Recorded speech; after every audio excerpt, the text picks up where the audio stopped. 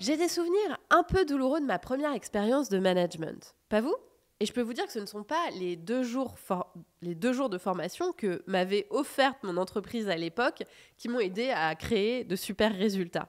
C'est plutôt le mode test and learn, mais aussi le coaching. Jusqu'à ce que le sujet devienne l'une de mes plus grandes expertises. Alors, j'ai à cœur de vous partager mes meilleurs conseils dans cette série thématique que l'on démarre aujourd'hui avec le sujet des collaborateurs difficiles, entre guillemets, parce que ce sont aussi des collaborateurs en difficulté. Alors, je vous partage 4 grandes idées humanistes avant tout, destinées à vous aider autant qu'elles nous aident, moi et les managers de mon équipe, ainsi que toutes les managers qu'on accompagne chez Coach Happy. Bonjour mes chers leaders. Alors je suis vraiment ravie de démarrer cette série avec vous parce que on va parler de sujets sur lesquels je coach énormément et mon équipe coach aussi au sein de notre programme Leaders Ambitieuses. Et c'est vrai que le sujet d'un collaborateur difficile ou d'un collaborateur en difficulté revient souvent dans nos séances de coaching. Comment faire, comment les accompagner. Et bien plus qu'un sujet d'expertise où il y aurait des solutions toutes trouvées, une formule magique pour que ça marche, c'est vraiment l'état d'esprit des managers qui prime avant tout. Donc, manager une situation difficile, que ce soit avec une personne identifiée comme difficile, entre guillemets, ou une personne qui est en difficulté, qui traverse une situation difficile, eh bien, c'est un challenge. Alors, comment faire pour bien gérer une telle situation ? Comment faire pour être la manager que vous voulez ? Comment faire pour continuer à avancer, même quand vous avez l'impression d'être bloqué ? Et comment faire pour garder humanité, professionnalisme et performance ? Avant d'explorer ensemble quelques clés, j'aimerais vous dire en préambule que par définition, une relation humaine est complexe. Surtout celle qu'on explore en profondeur. Or, le management est avant tout une relation humaine. Et je considère que quand on travaille 5 jours sur 7 avec quelqu'un, qu'on partage autant de temps, autant de sujets communs, eh bien, cette relation entre un manager et son manager reflète nécessairement la complexité de l'être humain. Dit autrement, dans une relation professionnelle de longue durée, eh bien, il est rare, d'ailleurs je me demande si c'est pas impossible, de ne pas traverser des difficultés.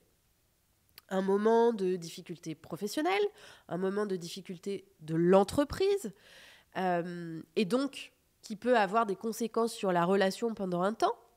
Ça peut être un moment personnel difficile qui a un impact sur le travail. Ça peut être aussi une incompatibilité de personnalité, je ne vous le souhaite pas, mais ça arrive. Ça peut être aussi une situation extérieure, inattendue, difficile, qui vient bouleverser le système managérial dans lequel vous vous inscrivez. Alors, même si je vous souhaite d'avoir vraiment les relations les plus simples possibles, les plus transparentes, les plus humaines, il n'en reste pas moins que manager est un magnifique challenge humain, oui, et ce, encore plus dans une situation difficile. En somme, chers managers qui m'écoutez aujourd'hui, nous sommes toutes et tous dans le même bateau, celui de l'humanité, avec ce qu'elle comporte de splendide et de moins joli. Il y aurait beaucoup à dire sur le sujet, mais je choisis ici de vous partager 4 idées qui à la fois m'aident dans mon quotidien de manager et qui aident les managers que j'accompagne. Ici, pas de diktat, mais je prends quand même position pour une approche humaniste parce que je ne peux pas me détacher de cette valeur qui est chère à mon cœur. Pour le reste, vous verrez qu'un cerveau bien administré chez un manager rend beaucoup plus facile le management, quelle que soit la situation, quels que soient les collaborateurs, quelle que soit la situation des collaborateurs. Alors c'est parti. La première idée que je voudrais vous partager aujourd'hui, c'est le choix des mots. Par exemple, choisir de penser que vous travaillez avec un collaborateur difficile rend la situation plus difficile que si vous pensez du collaborateur que c'est un être humain et que donc par définition c'est un être complexe. Je vous propose une expérience très simple. Fermez les yeux. C'est bon ? Pensez à ceux ou cette personnes que vous avez affublés de l'étiquette difficile. Pensez, ce collaborateur est difficile. Il est vraiment complexe à manager. Comment vous sentez-vous? Maintenant, repensez à ce collaborateur et pensez. Ce collaborateur est un être humain et est complexe comme tous les autres êtres humains. Comment vous sentez-vous? Ici, je vous propose de changer de lunettes pour aller vers l'acceptation de la complexité de l'être humain qui se reflète dans ce collaborateur en particulier. Pourquoi je vous propose ça? Parce que probablement que cette expérience qu'on vient de faire là, en fermant les yeux, en se connectant à nos émotions et en voyant comment les émotions peuvent changer quand on change de pensée, eh bien cette expérience vous a montré que quand vous pensez qu'il est difficile à manager, vous ressentez une certaine lourdeur, probablement un poids, alors que quand vous pensez que c'est un être humain, même s'il est complexe, vous vous sentez sans doute un peu moins dans l'inconfort. Or, vos actions en tant que manager découlent de vos émotions. Il sera pour vous beaucoup plus facile de manager cette personne si vous vous sentez bien, plutôt que si vous avez l'impression de traîner un boulet, parce qu'à chaque fois que vous y pensez, cela génère une émotion très inconfortable. Moi, personnellement, comment je fais quand ça m'arrive? Ça m'est arrivé par le passé, notamment quand je travaillais pour une autre entreprise que la mienne. Dans ces cas-là, j'aimais utiliser l'humour. Plutôt que lever les yeux au ciel et me dire que cette personne est vraiment difficile, que c'est une tannée de la manager, eh bien, je m'amusais de ces comportements répétitifs que j'étais en fait à même d'anticiper, puisque je commençais à vraiment bien connaître cette personne. Et au lieu de me dire c'est compliqué ou c'est difficile, je me disais non mais évidemment, c'est normal, c'est habituel, parce que je savais que la personne était comme ça.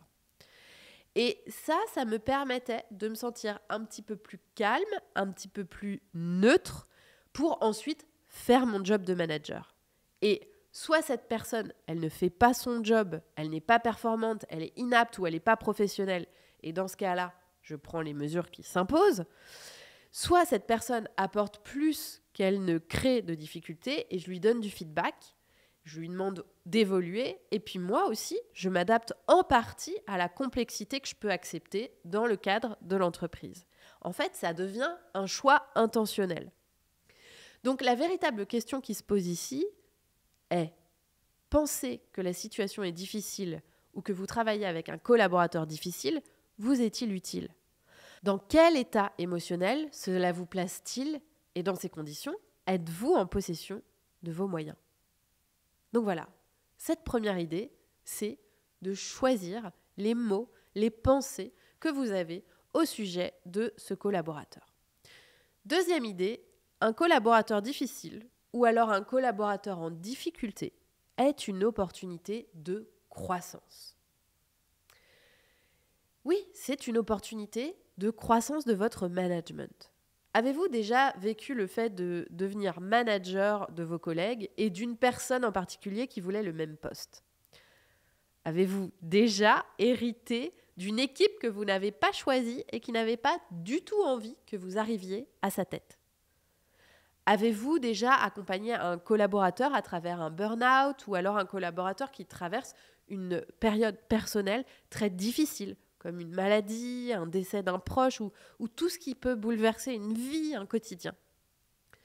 Ce sont certes des situations très différentes que je viens de vous citer, mais elles ont un dénominateur commun: des émotions fortes, des situations délicates, parfois des conflits larvés, des non-dits, des ragots, des souffrances, et vous n'apprendrez pas dans un bouquin comment les gérer.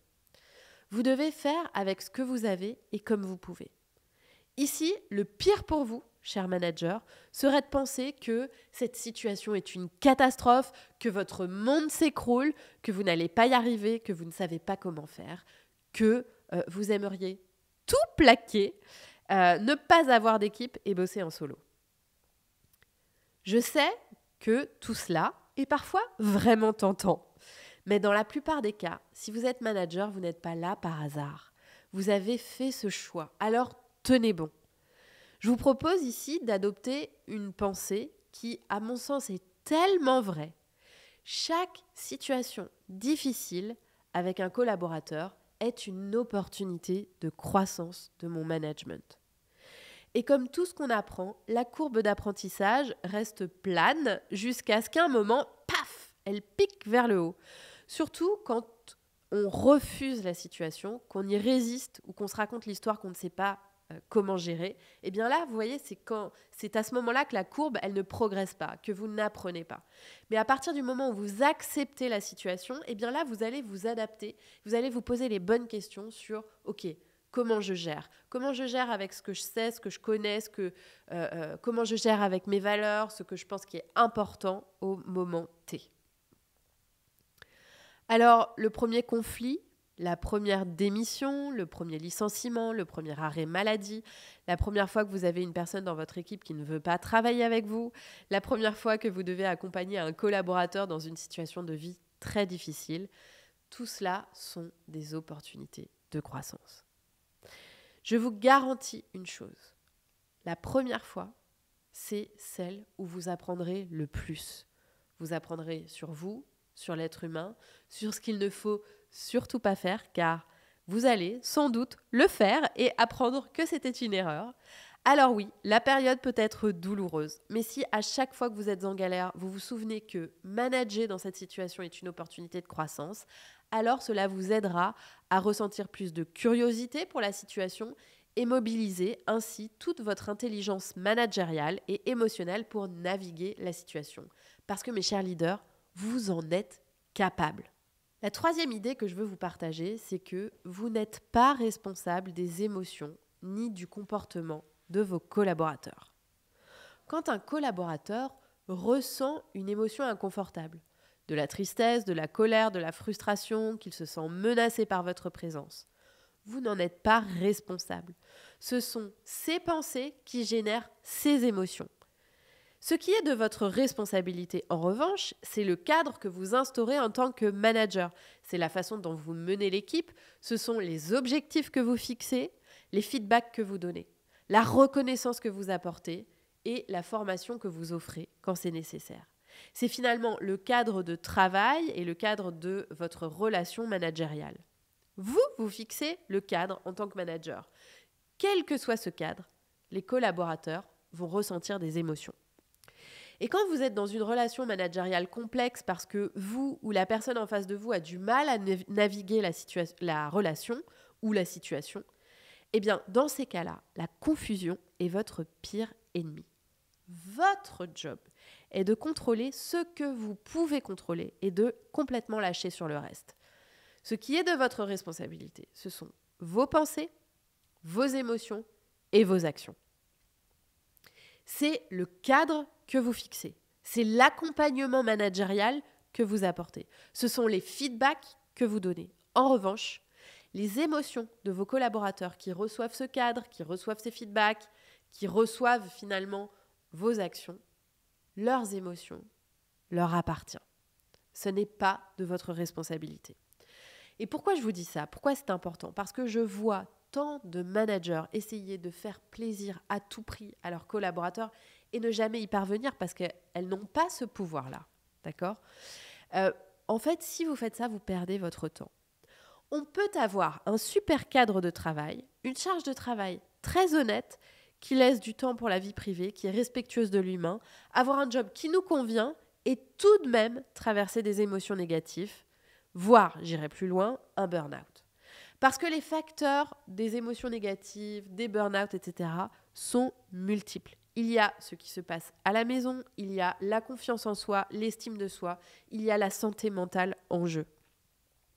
Et c'est important de pouvoir faire la distinction et d'avoir de l'honnêteté intellectuelle pour faire la part des choses entre ce qui est de votre responsabilité et ce qui appartient à votre collaborateur.